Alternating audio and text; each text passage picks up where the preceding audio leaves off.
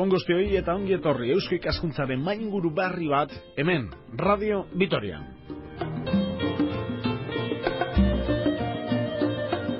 Buenas noches, terminamos temporada de Sociedad de Estudios Vascos de sus tertulias de Eusko Ikaskuntza en Radio Vitoria con el congreso de esta sociedad de Eusko Ikaskuntza, el 17º, que se celebra en Vitoria-Gasteiz, si no me equivoco. Vamos a hablar de memoria y tensión social.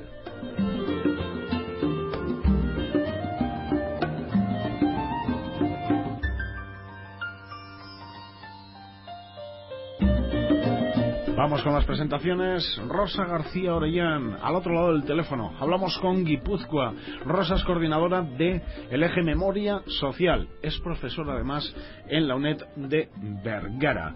Rosa García Orellán, Gabón, buenas noches. Gabón.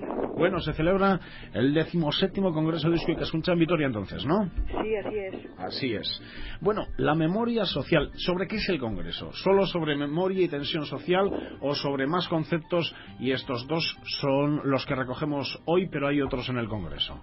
No, evidentemente el Congreso engloba un gran número de conceptos, o sea, no solamente el de memoria social ni el de tensión social, sino que también el tema de del desarrollo sostenible. Veo aquí, me apunta Josechu con los papeles que tenemos sobre la mesa, que se va a hablar de innovación, de globalización, de social solidaria, de sistemas de género, de justicia, pero también de estos dos temas, de memoria y tensión social. Nos centramos en ellos. Por cierto, profesora en la UNED en Bergara, así que la universidad a distancia también está en la localidad guipuzcoana de Bergara. Evidentemente, y trabajando fuerte además.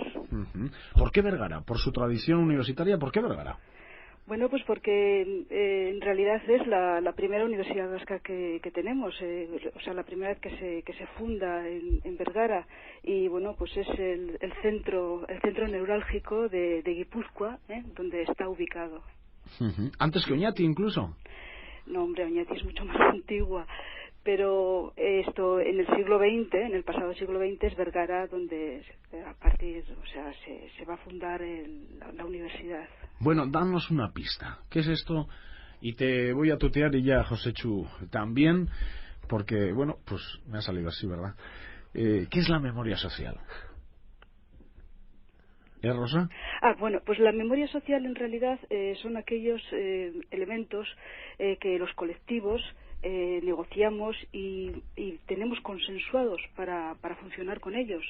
Entonces, pues bueno, pues memoria social y memoria colectiva son dos elementos que están muy equiparados en realidad.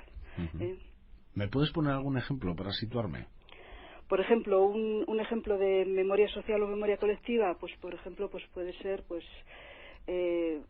una fiesta, por ejemplo, el aurresku, ¿no? O sea, el hecho del baile del aurresku, lo tenemos consensuado como un elemento identificador, un elemento nuestro, ¿no? O el árbol de Guernica, o bueno, pues hay miles de elementos que son nuestros, o sea, que los identificamos como nuestros, ¿no? Y que les damos la categoría, pues, de memoria social, con aquello con lo que vendemos a los demás. Claro, a mí si me dice memoria social y me ponen en un examen que tengo que poner un ejemplo y, bueno, voy a contestar algo por si acaso, pues pongo 3 de marzo de 1976 en Vitoria. Eso no es memoria social. No, eso no es memoria social. Eso no es memoria social. Evidentemente. Entonces no estamos hablando de un hecho en concreto, ni de mayo del 68, ni del 76. No, estamos hablando de un consenso colectivo. Estamos hablando algo así como de un carnet de identidad, aquello que mostramos a los demás. Bien. ¿La bajada de Celedón? Por ejemplo, eso sí. Ahí tenemos un ejemplo precioso, además, de memoria social, ¿no? Que además que es muy muy reciente, ¿no? Porque la bajada del Celedón pues remonta a pocos años en realidad, pero se consensúa como un elemento de tradición, de memoria social dentro de las fiestas. Bueno, no ando tan perdido. Parece que he dado un buen ejemplo. Quien se ríe es Josechu Martínez, con lo que dice este periodista. Josechu es coordinador de propuestas de comunicación del eje Tensión Social. Josechu Martínez, Gabón, buenas noches. Gabón, soy... ¿Profesor también? Profesor de la Universidad de Deusto. La Universidad de Deusto. Soy de Bilbao. Pues misma pregunta. ¿Qué es la tensión social?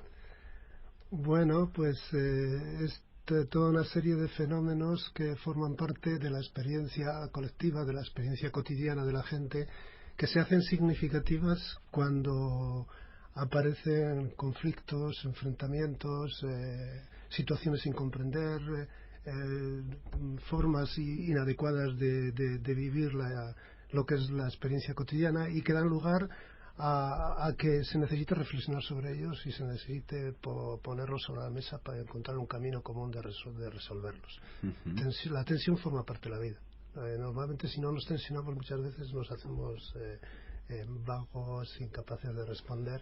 Tensionarnos es bueno. Tensionarnos demasiado puede crear muchos conflictos, muchos estrés, muchos problemas que nos resquebrajan y hacen que mucho de que nuestro equilibrio se disuelva. Entonces, en ese sentido, tensión social es un elemento que forma parte de la dinámica de las relaciones sociales, de la dinámica de la cultura, y que en este congreso nosotros queremos analizar porque pensamos que la globalización de alguna forma ha añadido nuevos conflictos, nuevas tensiones difíciles de resolver, nuevas, emergentes, que merecen la pena ser reflexionadas, tenidas en cuenta, porque la gente las está viviendo y se encuentra sin referentes. Se encuentra sin formas pautadas, sin cultura, sin medios estructurados mediante los cuales responder a las nuevas dimensiones que se les enfrentan. Bueno, pues póngame un ejemplo, tensióneme.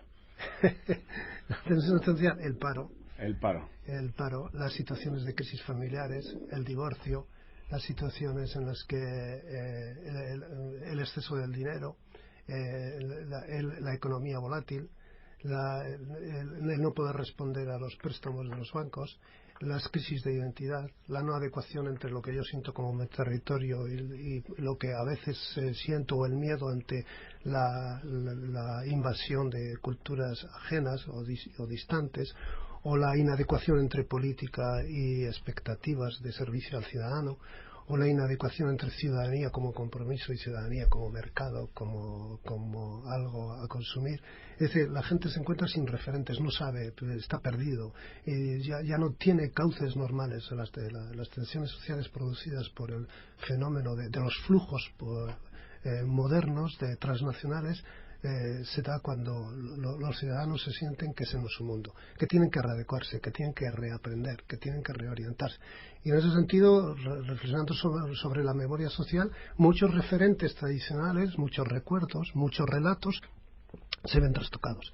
Entonces la memoria se ve fragmentada, y entonces los individuos se sienten inseguros. Una característica de la modernidad actual es la inseguridad. ¿Se puede decir, Joséchu, que la tensión social mira más al presente y la memoria más al pasado? Yo creo que no, porque bueno, eso Rosa nos lo podrá decir. Luego le dejamos a Rosa. Pero la memoria es, en definitiva, una tradición selectiva. Una tradición que recordamos, pero basada en modelos de percibir en los que nos han enseñado.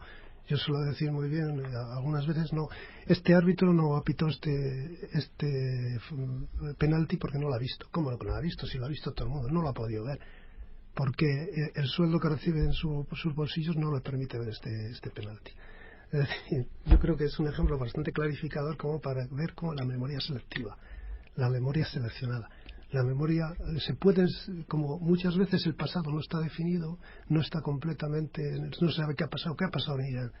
¿Ha habido pucherazo? No ha habido pucherazo. ¿Ha habido manipulación en las elecciones? No lo ha sabido. ¿Quién puede demostrar eso? Entonces hay cantidad de fenómenos en la vida que son ambiguos, que no son totalmente neutros, que están en una especie de un tiempo liminal, entre un antes y entre un después, que están estructuralmente ambivalentes y ambiguos. Entonces se pueden manipular perfectamente. Y la vida es manipulación, y la flexibilización. Y una característica de la vida posmoderna, de la vida globalizada, es la flexibilización como un árbol que se mueve, pero que no se rompe. Y hoy día quien más flexible es, más éxito tiene. Y en ese sentido la memoria es un mecanismo y una herramienta para jugar con lo que un pueblo tiene como identidad, como acervo y como riqueza, para proyectarse en el futuro. En ese sentido, la memoria es pasado, es presente y es futuro. Es cognición del pasado, es valorización del presente y es acción conativa frente a lo que quiero que sea el futuro para orientar un poco la vida colectiva. Hemos hablado de temas importantes cercanos a la gente, el ejemplo de la bajada de Celedón, ejemplos como los efectos de la inmigración, el efecto del paro. Sin embargo, voy a ser duro, Rosa, imagínate que ya se nos han dormido pues la mitad de la audiencia, porque ha pensado, bueno, menudo rollo que cuentan estos de Eusko y Ikaskuntza hoy. ¿Esto para qué sirve? Se puede preguntar todavía algún oyente despierto. ¿Ustedes para qué se juntan en un congreso, hablan de estas cuestiones, siendo muy pragmáticos? ¿Para qué sirve? Pues la memoria social, vamos a ver, es uno de los motores en los que nos asentamos todas las organizaciones sociales. Vamos a ver, si no tuviéramos memoria no podríamos funcionar, eso para empezar. Entonces, la memoria es una herramienta que se utiliza básicamente en toda la estructura social, es decir, es una herramienta que se utiliza en la política, es una herramienta que se utiliza en la economía, es una herramienta que se utiliza para vender identidades, es una herramienta básica y sobre todo en un mundo tan complejo como es el actual, que es un mundo globalizado, en el cual necesitamos acotar nuestras localidades, vender nuestras localidades, vender nuestras ciudades, vender nuestras formas de vivir, nuestras formas de representar. Entonces, pues vamos a ver, estamos con una herramienta de primera magnitud. Ten en cuenta una cosa, o sea, que tenemos la memoria de los vencidos y el silencio de los derrotados, ¿no? Eso es algo que siempre estamos funcionando con ello también, ¿no? En los regímenes democráticos, pues bueno, pues hay muchas memorias colectivas coexistiendo en un grupo, y eso es lo que le da una salud a un sistema de funcionamiento social. Pero tú imagínate que solamente tuviéramos una memoria colectiva funcionando, por ejemplo, en un régimen dictatorial. En ese caso, pues ahí está una enfermedad de una sociedad, ¿no? Que todos conocemos, que existen actualmente y han existido, y nosotros hemos vivido incluso. Misma pregunta, Josécho. ¿Y esto para qué sirve? El hacer un congreso, hablar de estas cuestiones, ¿qué se pretende con ello? Bueno, uno de los objetivos más importantes es, desde el punto de vista académico, el reflexionar, el aclararnos lo que es, desde una perspectiva interdisciplinar, lo que es un fenómeno social. En este caso, el título en congreso es Innovación para un progreso social sostenible. Y yo quisiera insistir en la palabra sostenible. O sea, que en ese sentido, además del aspecto académico, tiene consecuencias prácticas, políticas, sociales y económicas muy claras. Es decir, hoy se habla mucho de sostenibilidad, constantemente sostenible. Desarrollo sostenible. Aquel sostenible. Término que en Vitoria-Gasteiz nos lo enseñó José Ángel Cuerda. Pues muy acertado. Cuerda, durante 20 años fue alcalde de Vitoria-Gasteiz y habló en sus políticas a lo largo de todos esos años una y otra vez de desarrollo sostenible. Fue la persona, digamos, que hizo popular ese término en la capital alavesa. Sin embargo, ahora, como bien decías, el progreso social sostenible es como un paso más. Ya hasta el progreso social puede ser sostenible. Evidentemente, porque las sociedades se basan en valores permanentes, en memorias permanentes, en proyectos también a largo plazo. Y una de las características de la globalización, tal como lo recuerda un sociólogo norteamericano, Richard Sennett, es precisamente que no hay nada a largo plazo. En el capitalismo flexible parece que no hay nada a largo plazo. Entonces, el título del Congreso es un reto. Es un reto muy interesante, porque ¿cómo hablar de sostenibilidad en un mundo cuya cultura vive de lo flexible, de los flujos, de lo vacío, del permanente cambio, del que, como dicen también los especialistas hoy día, cuando patinas sobre hielo fino, la velocidad es la mejor manera de salvarte?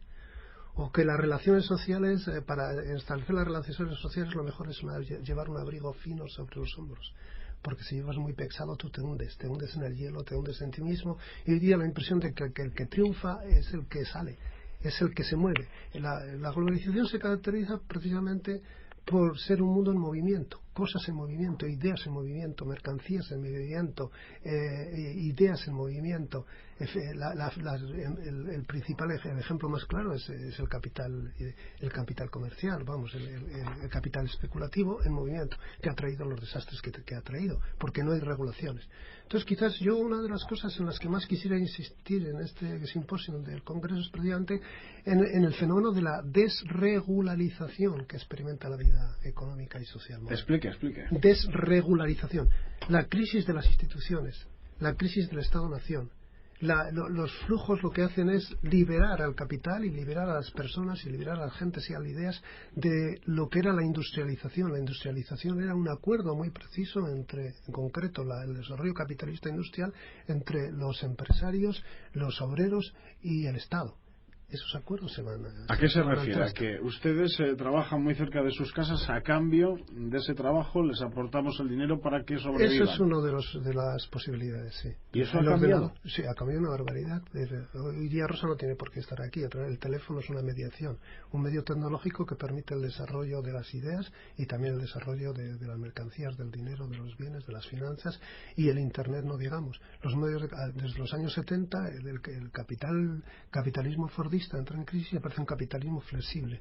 Flexible es que pequeñas mercancías, es decir, el paso de la producción al mercado.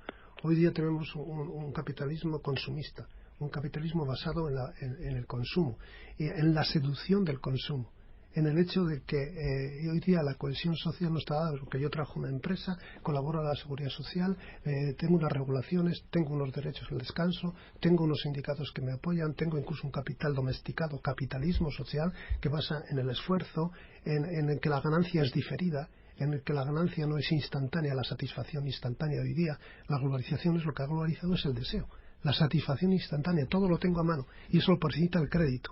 Muchachos jóvenes que van a comprarse coches y se compran coches de 12 millones, increíble. Pero precisamente ese es el modelo que se dice que está en crisis. Ese es el modelo que se dice que está en crisis hasta ahora, pero llevamos 40 años con ese modelo liberal. El modelo neoliberal unido al desarrollo del capitalismo consumista es el que ha producido la crisis del formismo, que viene de la famosa crisis del 1929, cuando se tuvo que poner el New Deal para que no hubiese esas crisis que dejasen al mundo en la miseria. El capitalismo neoliberal hoy día empieza a darse cuenta que se está en crisis, aunque ya hace algunos años. Por eso la periodización de las crisis, algunos dicen que va desde los años 30 al 68, un poco las revoluciones del 68, 40 años. Y del 68 al famoso martes negro de octubre de 2008, en que aparecería una nueva idea de que necesitamos un mundo de vida y un mundo de relaciones con los objetos, con el consumo, que no esté basado en la satisfacción instantánea de los deseos, en la seducción del mercado que lo volatiliza todo, sino que esté basado en el esfuerzo, en las nuevas regulaciones, en el reconocimiento de los derechos, en la capacidad que tienen las personas de sacrificarse con los demás, en lo que en un pasado fue el capitalismo calvinista, y no tanto este nuevo capitalismo que no es jaula de oro, sino jaula de hierro, sino que es una especie de jaula de oro. Entonces, la palabra clave es sostenible. No sé si las medidas de los diferentes gobiernos van en esa línea, respecto a primar el consumo, ayudas a la automoción.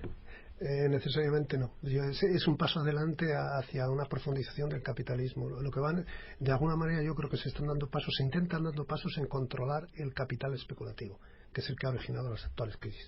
Pero la actual crisis es una crisis de transgresión de límites. El mundo occidental no tiene límites. Se carga constantemente los límites del desarrollo, los límites de el individualismo occidental es la proyección permanente hacia conseguir logros más de desarrollo, de progreso, de beneficios, pero las normas sociales, el luchar por los demás, el aspecto de la comunidad viene entonces todas esas normas lo que van a salvar es el capitalismo.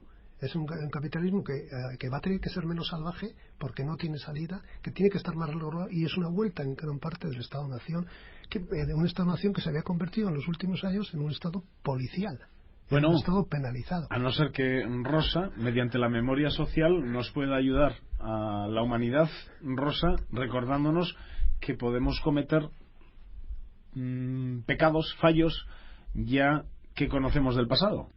Así es muy importante, por eso el tema del pasado, ¿no? Pero ¿qué pasado es el que ponemos en el presente? Porque claro, siempre que vamos hacia el pasado, desde el presente siempre hay que reconocerlo, es una reconstrucción del pasado, porque lo miramos desde la mirada del presente, es decir, si yo me voy a 1930, me voy desde el año 2009, y entonces hago un juzgo y desde del momento actual, el pasado.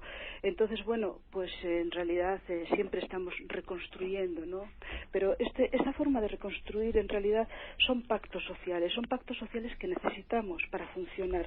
Es decir, en estos momentos, como bien dice mi compañero, estamos en un momento de una crisis económica y una crisis a muchísimos niveles impresionante. Entonces, pues necesitamos renegociar multitud de elementos, ¿no? Desde las relaciones de género, desde cómo relaciones identitarias, cómo nos vamos a relacionar con los otros. Es un momento en nuestra sociedad convulsivo, un momento convulsivo y a la vez de grandes reflexiones. Entonces, yo creo que estamos viviendo un momento histórico impresionante todos los que estamos aquí en ese. ¿Por qué? ¿Por qué este momento le parece impresionante, como decía?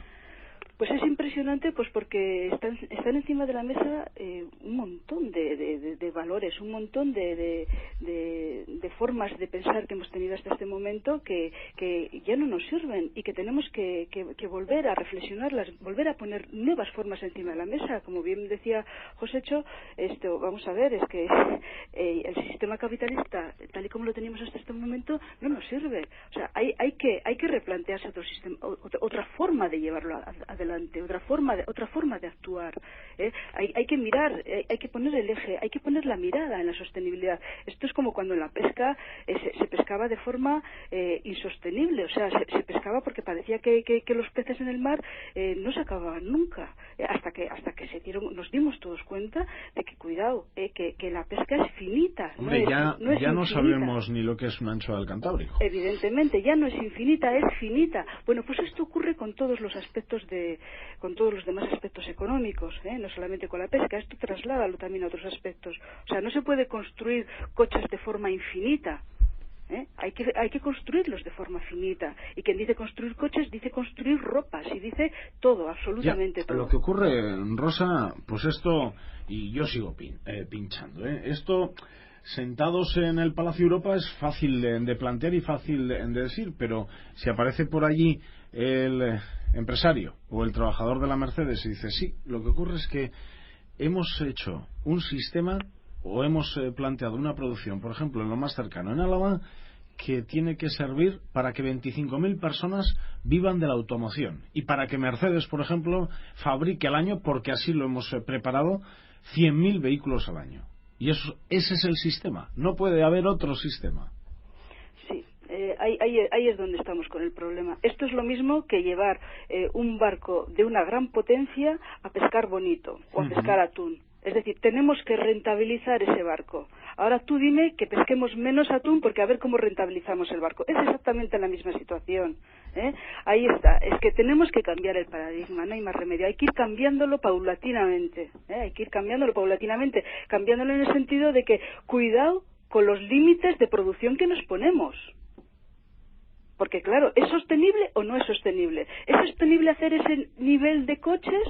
¿Es sostenible tener esas enormes capacidades de pesca en los barcos y tener la obligación de pescar todas esas capturas? Cuidado con lo que estamos haciendo. ¿A dónde nos está llevando? Es que ahí tienen que estar los planteamientos.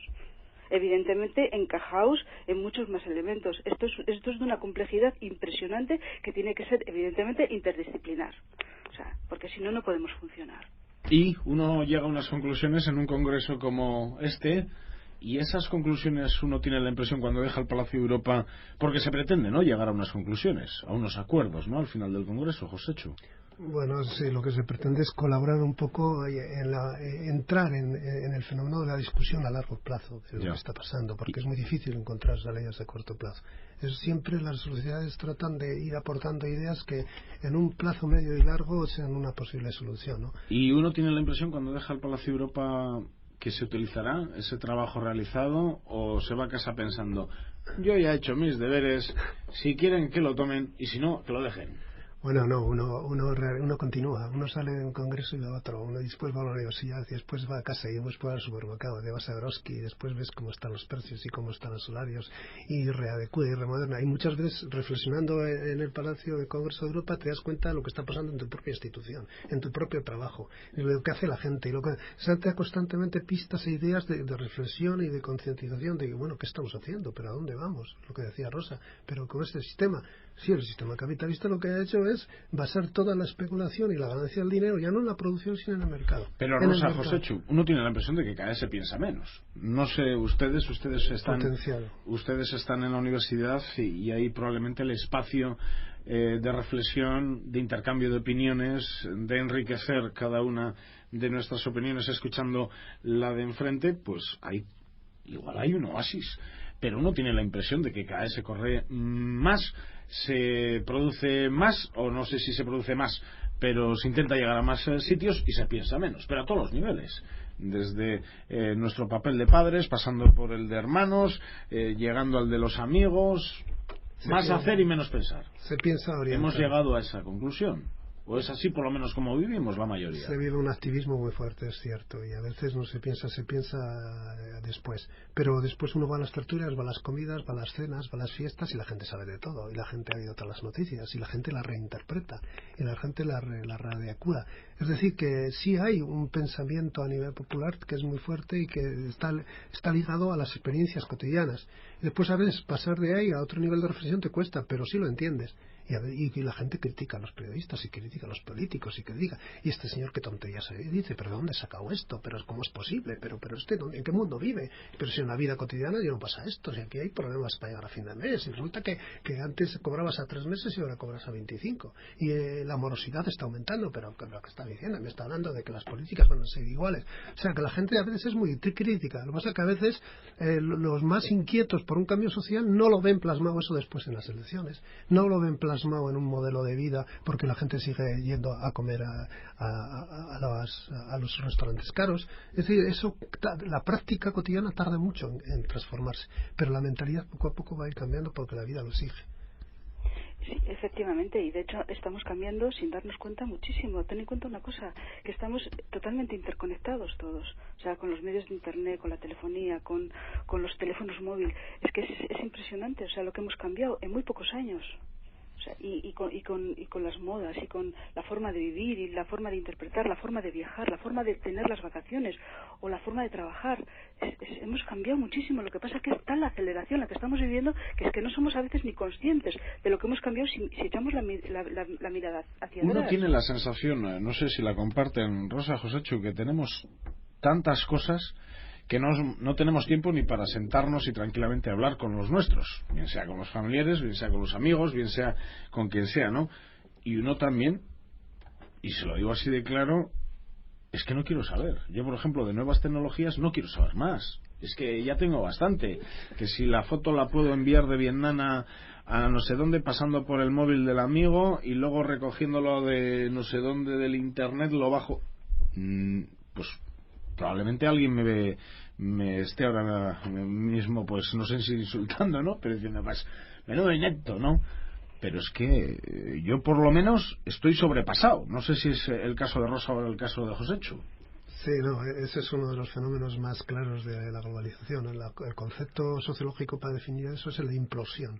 La implosión de la vida social. Es que a alguno se le va a olvidar escribir. La saturación, ¿no? Y se le ha olvidado escribir, eso es un fenómeno que es muy común es una de las cosas que están criticando mucho el papel que está jugando Internet en la educación. O se le va a olvidar hablar. Sí, se le va a olvidar hacer cuentas porque tiene calculadora, porque tiene el Internet, porque tiene el Wikipedia, porque tiene tal.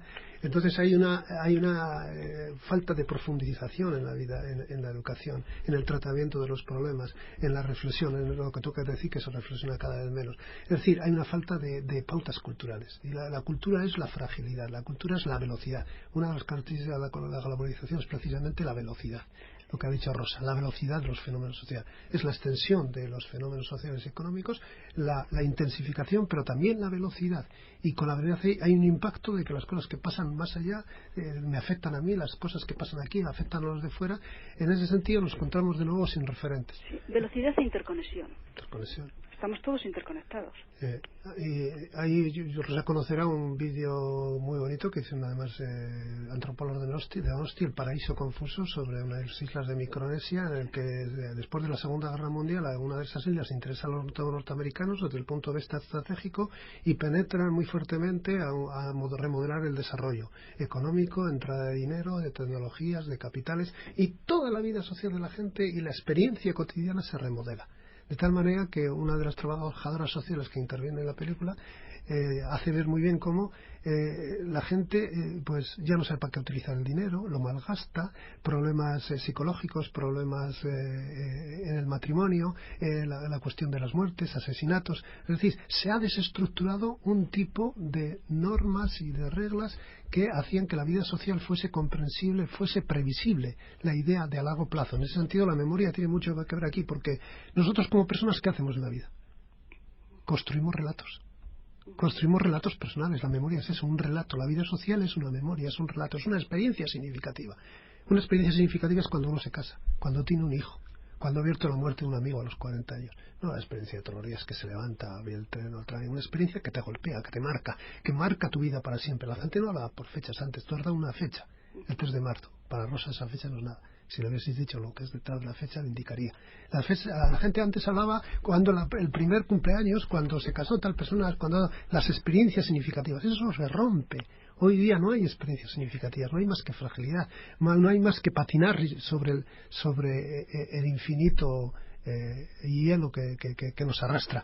Necesitamos anclajes. La movilidad está en contra de la permanencia. También hay una reflexión para Rosa. Para uno, hablar del 3 de marzo de 1976 puede ser muy importante, porque le recuerda pues que su padre iba andando en bicicleta a la empresa, que no llegaban a final de mes en casa, que se sufrían problemas de inflación, pues porque subían los precios muchísimo en aquel momento, y sin embargo para otro ciudadano de una misma ciudad, que viven a una distancia 1 kilómetro el uno del otro, pues puede ser el 3 de marzo nada, sí el 76, porque él recuerda que jugaba al tenis en no sé qué club deportivo de esa misma ciudad. Entonces, ¿qué es la memoria social si para esas dos personas que viven en un mismo sitio son cosas tan diferentes? Pues la memoria social es la convivencia precisamente de elementos muy diferentes unos con otros y enmarcados todos esos en un mismo contexto a su vez. O sea, es lo que decía al principio de esta charla, ¿no? O sea, la salud, vamos a ponerla entre comillas, ¿no?, de un grupo se encuentra precisamente en que es capaz de convivir con un gran número de memorias sociales, con un gran número de interpretaciones de la realidad que se está viviendo en ese mismo momento. Por ejemplo, mire, le voy a traer otro ejemplo sobre la mesa, a ver si somos una sociedad cohesionada o no. Si uno se sitúa en Guecho, en Las Arenas, y mira hacia el otro lado de la ría, ve un cuadro tremendo. Una serie de colmenas, casas pequeñísimas, viviendas agolpadas unas sobre otras, y sin embargo mira a su espalda y se encuentra con un impresionante palacio. Entonces vivimos en un lugar cohesionado, que es posible que esas dos realidades puedan vivir sin tensiones, que puedan tener una memoria colectiva. Evidentemente, y de hecho vivimos con ello. O sea, siempre hemos vivido con ellos. La humanidad ha vivido siempre con ello. La humanidad siempre ha vivido con un montón de elementos, sino de que, o sea, vamos a ver, o sea, siempre estaba el palacio y siempre estaba, o sea, había un montón de elementos conviviendo juntos, siempre ha existido así. Que tenga que seguir existiendo así, elementos jerárquicos juntos, bueno, eso ya es otro debate completamente diferente, pero lo que yo quiero expresar básicamente, y no quiero que se me confunda porque las palabras a veces son confusas, es que el grupo de posibilidades de diferentes formas de expresión. Eso sí es importante, eso es muy importante. Es decir, que, por ejemplo, que entre nosotros pues tengamos grupos pues que piensen de otra manera, que se puedan expresar de otra manera y que podamos convivir todos. En esto es un ejemplo único, el Athletic. El Athletic, la Real. José Chu, ¿qué me marcas? El tiempo que nos queda, todavía tenemos tiempo, tranquilo. Pero si quieres tomar la palabra en cualquier momento para apuntar lo que quieras, José Chu. Sí, en este aspecto lo que acabas de mencionar me parece interesante porque es con relación al espacio. los espacios urbanos has mencionado, ¿no? Antes los espacios urbanos eran el espacio del proletariado y el espacio del patriciado, por decir los dos espacios que hay. Hoy vivimos un espacio monetarizado, ni del patriciado ni del proletariado, explíquese. Un espacio monetarizado. Es decir, las ciudades han cambiado tanto, tenemos ciudades posmodernas, ciudades globalizadas. El espacio de Abando Ibarra en Bilbao, por ejemplo, tenemos el Guggenheim, el Subiarte, el Euskalduna y la Torre de Iberdrola y tal y cual. Un espacio que puede estar en Tokio, que puede estar en Nueva York, que puede estar los espacios posmodernos, los espacios globales, los espacios que parece que flotan en el aire, que no pertenecen a ninguna ciudad, que son comunes, que son los no lugares que llaman. ¿Y eso es bueno o malo? Eso es una realidad que ha surgido en las últimas décadas. Espacios no ligados a la memoria, espacios no ligados a la experiencia colectiva, sino espacios que surgen del fenómeno de los flujos del mercado, del flujo del arte, del flujo de las influencias de la arquitectura. Y en ese sentido la gente flota ahí. Cuando estás ahí, tú no sabes dónde estás. Si estás en Nueva York, si estás en Londres, si estás en Mumbai, ¿dónde estás? Y tú vas a un supermercado de esos o vas a comer ahí, comes comida que no sabes de dónde viene. Es comida hibridizada, es comida creolizada, desterritorializada. Es un fenómeno de unos espacios desterritorializados.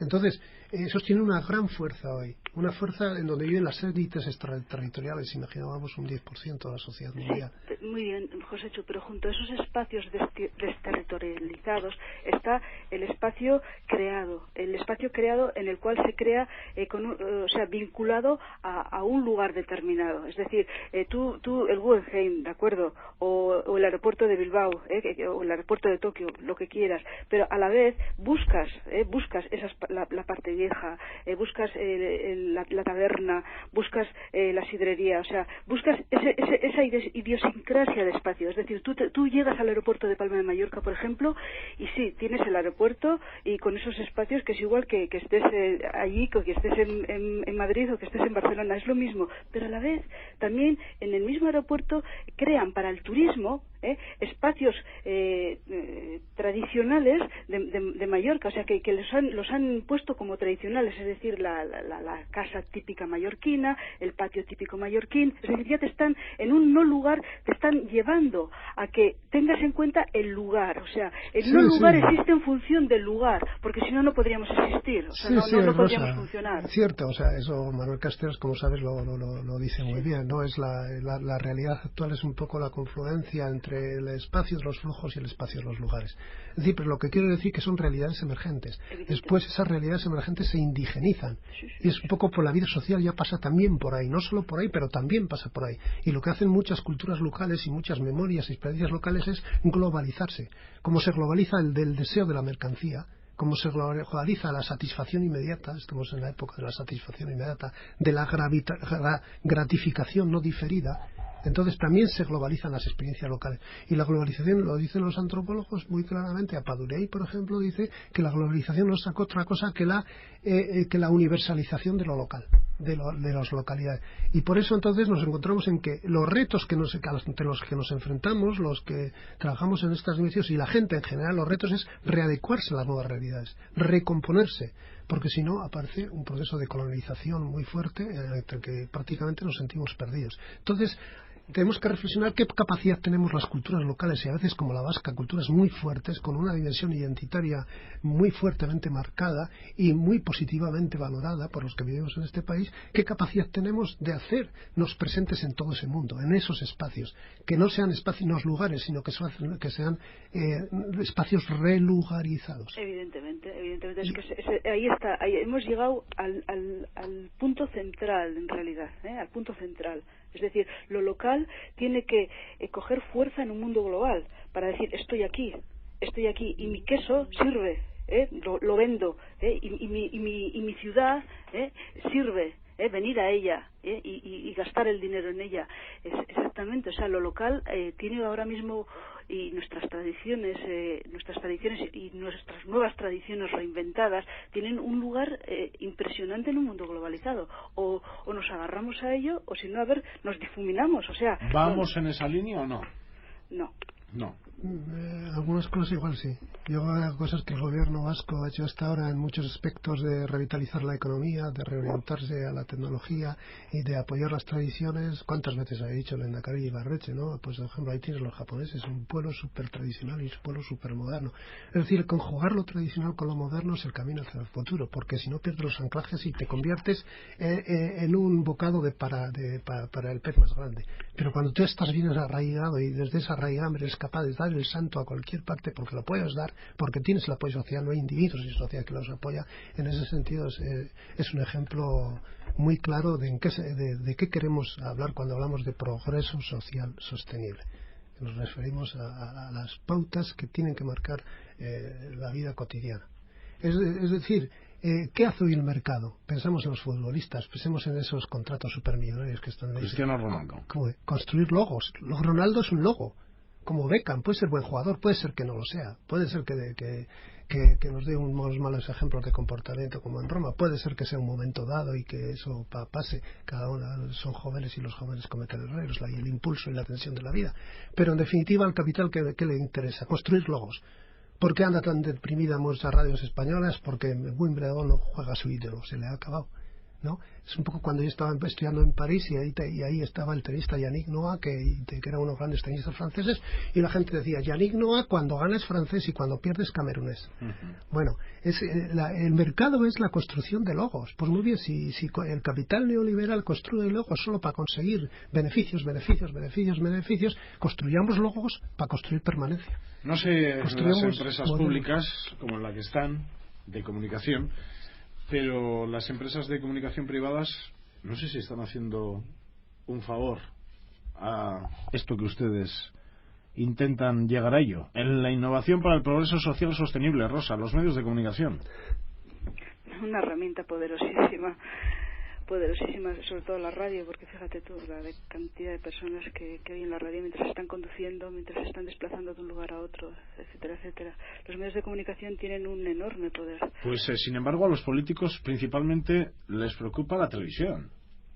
La televisión también tiene, la imagen tiene mucho, o sea, entra en nosotros de una forma muy fuerte, aunque creamos que no, aunque parece que pasa inadvertida, pero va reconfigurando a la vez esas imágenes que estamos viendo en la televisión, va reconfigurando a la vez nuestra forma de identidad, nuestra forma de sentirnos a nosotros mismos como imagen corporal, como imagen física, todo va incidiendo en nosotros, por eso que... ¿Y estamos ayudando en esa línea de intentar hacer un planeta más sostenible en todos los sentidos? Lo estamos intentando, por lo menos. ¿Los medios de comunicación cree que lo están intentando? Algunos sí, otros no. Hay luchas, hay tensión. Bueno, eso me concierne a mí, ¿no? Hay lucha y hay tensión. Mucha tensión. Evidentemente, sí. Yo no sé, yo no sabría saber la respuesta. A veces sí, a veces no. ¿Ven la televisión? Sí, claro. Sí. Uh-huh. En algunos momentos pueden colaborar, en otros momentos no colaboran. Hay circunstancias en que aparece que quizás es la economía quien domina más, es decir, los bolsillos y los sueldos y las ideologías, y en otros momentos hay una posición bastante sincera de llevar adelante tal y cual. Yo lo que creo es que la sociedad, ahí hay una pelea muy fuerte de interpretación, es decir, la información que se recibe de los medios de comunicación es epidérmica o cala. Yo creo que puede ser epidérmica, pero con el fondo sí va a calar. Ojalá que sea epidérmica. Ojalá fuera así. Pero lo que pasa es que... Porque claro, yo como cliente también de los medios de comunicación digo, bueno, esto para 10 minutos. Esto no me lo creo. Esto voy a ver lo que dice porque esto no está completo. Por eso digo que ojalá que sea epidérmica. Yo sí también te puedo decir que hay muchas emisoras que las quito cuando entran en mi radio, cuando estoy viajando, en el viaje entra automáticamente por los doy, las quito. A veces pone espera la radio, las quito porque no, sencillamente esto yo no lo aguanto. Mientras tenga alguna que puedas escuchar. Y eso no quiere decir que esté de acuerdo conmigo.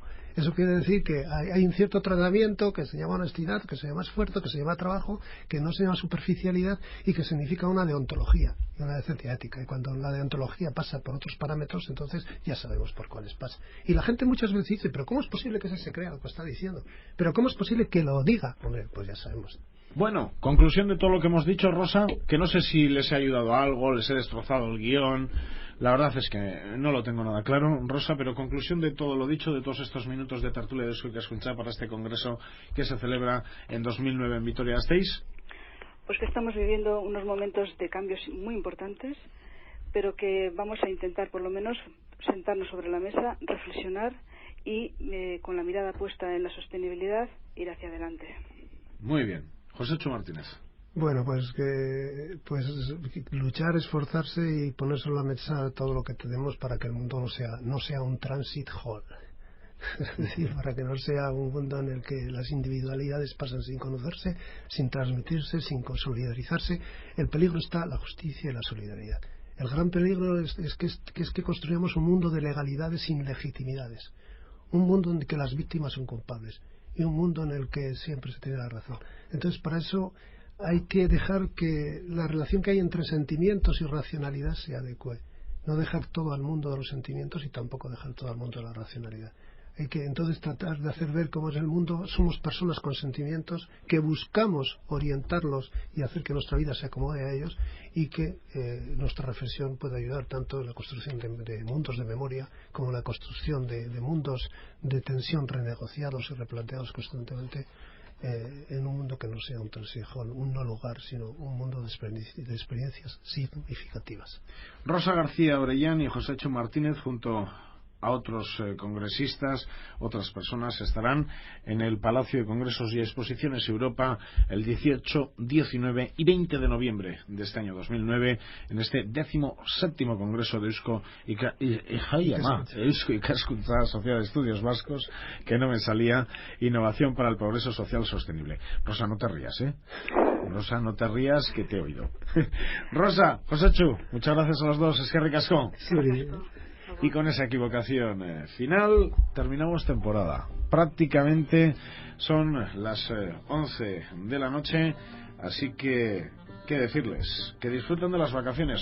Ondo pasa oporretan, eta datorren urtean ikusiko gera. Venga, ordura arte, agur. Agur.